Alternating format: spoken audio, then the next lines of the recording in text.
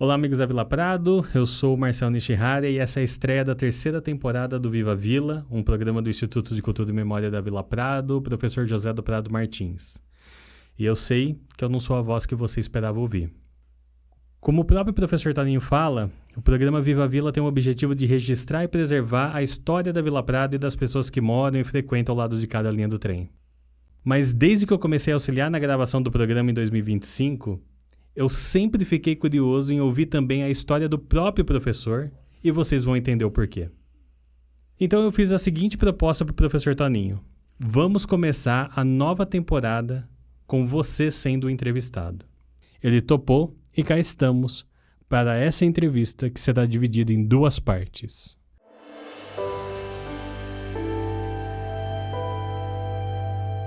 Começa agora o programa Viva a Vila, um programa do Instituto de Cultura e Memória da Vila Prado, aqui na sua rádio UFSCar.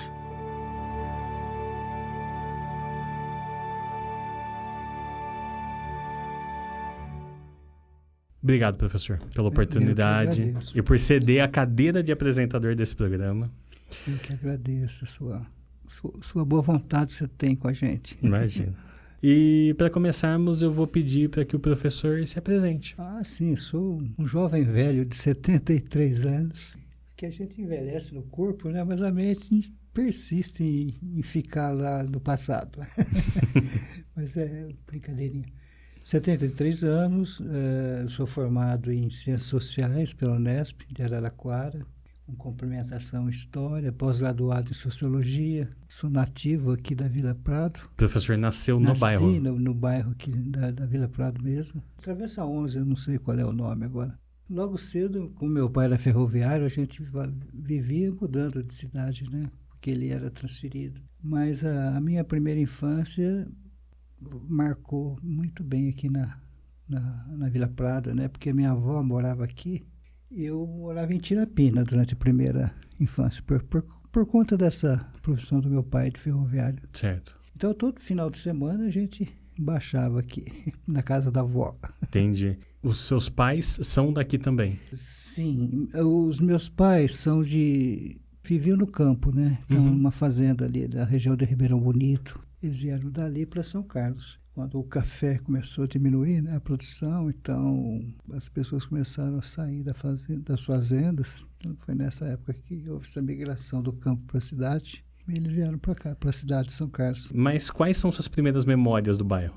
As primeiras memórias eram de quando eu era bem... A primeira infância marcou mais, né? Eu me lembro quando eu vinha para casa da minha avó, ficava brincando ali no quintal, né? Tinha uma horta, então... os canteiros, então a gente imaginava aqueles intervalos entre os canteiros como se fosse ruas de uma cidade, aquela coisa de criança, né? Os carrinhos corriam aí entre os canteiros, etc. Estou só lembrando da infância mesmo. Sim. E me lembro assim, quando a gente saía, porque minha avó morava na Rua Larga. Eu saía, sentava no portãozinho, porque naquela época não havia preocupação com segurança, né? Era um portãozinho bem baixinho, sentava ali na soleira e ficava ali, vendo o movimento, que era muito pequeno ainda naquela época, né? A Rua Larga ainda era de terra, né? Não era nem pavimentada ainda. E eu ouvia a minha voz assim. São lembranças da infância mesmo. Cuidado com a máquina, Turinho. Que era descendente de italiano, né? Máquina é carro, né? Cuidado com a máquina, Turinho. Eu nem tinha, quase não tinha carro. O movimento era muito pequeno. Cuidado com os dois carros que estão trafegando na cidade. Mas o professor lembra qual é a casa na Sim, Rua Larga? Lembro, na esquina da Travessa 8 com a Rua Larga. E na Travessa 11 é da casa dos seus pais? Não, era alugada. Foi ali que eu nasci.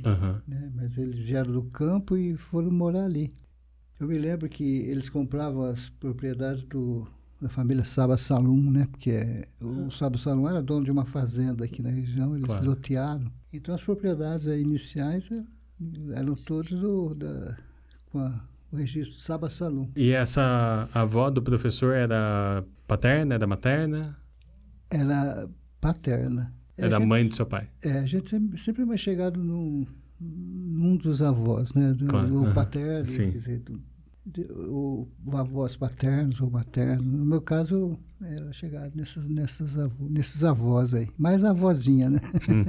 E como foi crescer numa São Carlos que estava se consolidando? A Vila Prado tinha muita diferença do restante da cidade? Era um bairro operário, né? Começou como um bairro operário, com a queda do café, então começaram a se estabelecer algumas indústrias na cidade e tal. E a ferrovia, né? Bom, isso ainda no auge do café, né? A ferrovia se estabeleceu, o Conde trouxe a ferrovia, então os ferroviários foram morar ali, né? Eu esqueci o nome do sujeito. Ele loteou ali, é Prado, sobrenome Prado.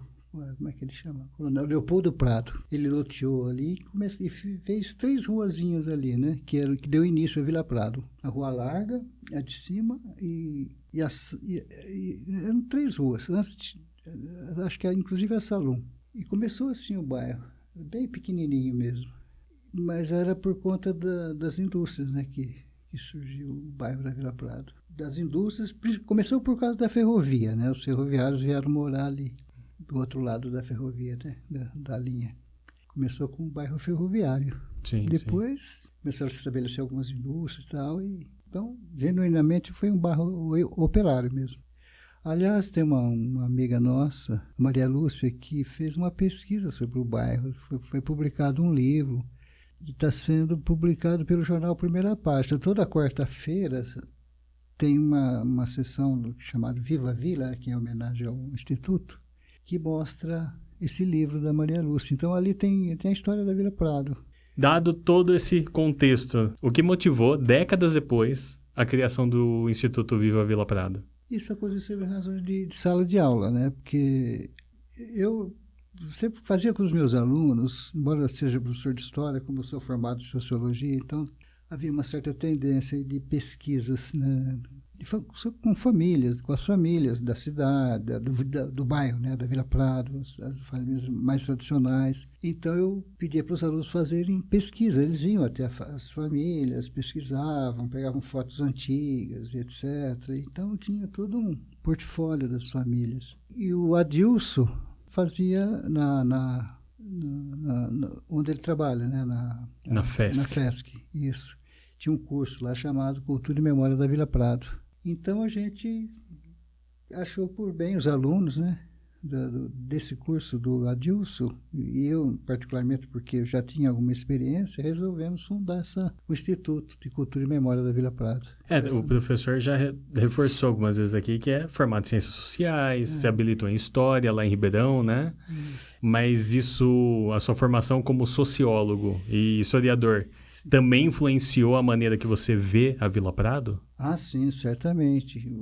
Todos os moradores antigos, todos eles, via de regra, falam que o bairro era chamado como Vila dos Índios. Isso não é à toa que acontece uma coisa dessa, né? Isso fica claramente, do meu ponto de vista, é um preconceito de classe mesmo, né? Porque as classes mais abastadas ficavam do outro lado da linha. A cidade. Que acho que os pessoal da vila chamavam de a cidade. Uhum. Né? Vamos lá para a cidade, depois da linha, o pessoal considerava cidade. E o bairro era chamado como bairro dos índios. Né? Então eu vejo isso como preconceito de classe mesmo.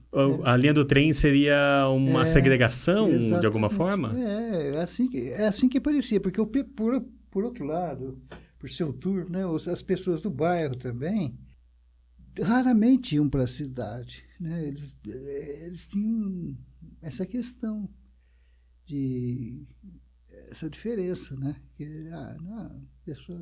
Então havia um certo atrito mesmo. Então, quando alguém namorava alguém de fora do bairro namorasse alguém do bairro, certamente havia atrito. Tinha um Romeu e Julieta vilapradense? Exatamente. Era por aí.